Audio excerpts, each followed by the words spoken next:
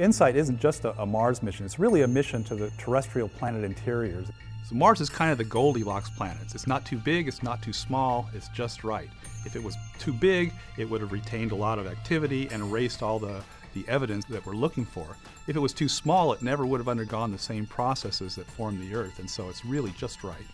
Mars will give us this insight into early planet formation and early planetary processes. Understanding the details of the structure of the interior of Mars will allow us to address questions of planetary formation that we've only been able to guess at before.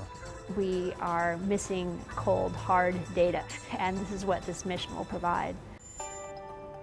The InSight mission is a geophysical mission to Mars. It's going to go to Mars and take its vital signs. It's going to take its heartbeat, the seismic activity of the planet. So we're going to be doing that using a seismometer, a very high precision seismometer, using techniques that have been well developed on Earth to get the understanding of the crust, mantle, and core, and sort of the relationship between those. It's going to take its temperature by measuring the thermal gradient of the surface, which tells how much heat is coming out. We also have a heat flow probe, we call it HP cubed, and what that does is it's going to basically take the temperature of Mars, and from that it'll be able to understand what the thermal flux is over the course of a full Martian year. And it's going to sort of measure its reflexes by looking at how the rotation wobbles with the tidal effects of the sun. Our final experiment is called RISE, and that's going to be looking at basically the wobble of Mars to help understand what the core size may be in composition. The Lockheed Martin flight system, our role is to build the aeroshell, the cruise stage, and the lander. All three of those have extremely high heritage from Phoenix. 20 meters, 50 meters, standing by for touchdown. Touchdown signal detected.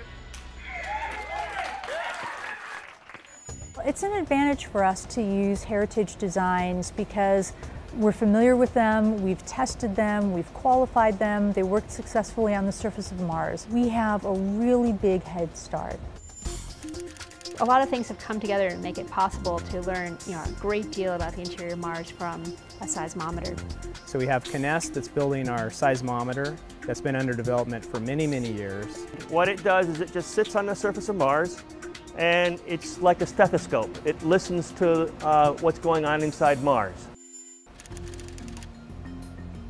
On the HP cubed instrument, we have that being delivered to us from DLR. That also has been under development for many years.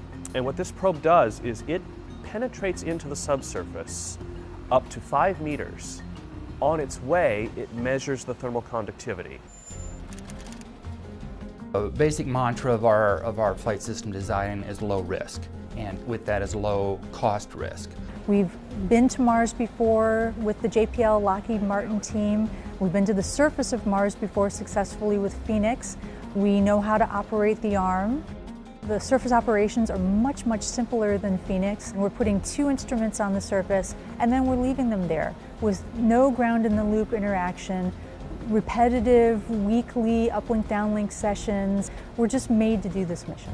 The heritage for InSight extends way past just the flight system and the hardware. It extends to the personnel, the processes, the tools that we've developed, and so forth. With one spacecraft on a Discovery budget, we're really going to be able to do the science that for the last 20 years we thought would cost at least $1 billion to $1.5 billion and require 3 or 4 spacecraft. We have very robust margins built into InSight. 50% margin on our instrument deployment timeline.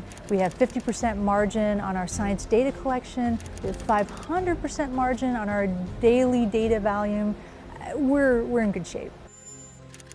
Well, I think this mission is going to generate a lot of excitement. We're already connecting to the public through Twitter and Facebook and on the web. We're going to be working with educators to put Marsquake data in the hands of the kids to actually work with it as part of their earth science curriculum and get an angle on planetary science at the same time.